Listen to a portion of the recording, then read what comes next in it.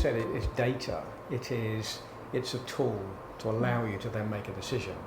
And if you've got 4 projects running at the moment and you've got the potential for a big sales order coming in that's just going to wipe out the capacity in your factory for 4 weeks.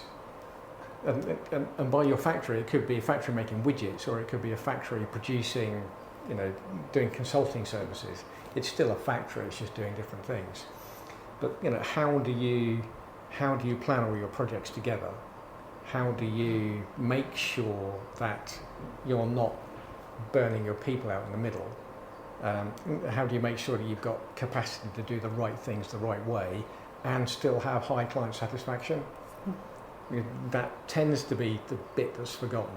You've got a lovely spreadsheet, but what you're not layering on top, as I said earlier, is the business critical things. Can we go to a customer and say, we know you said we're going to have this on the 15th of July. It's actually going to be the 25th. Is that a problem for you? So it's layering on that extra stuff and understanding all the data points to give you real information to make a decision.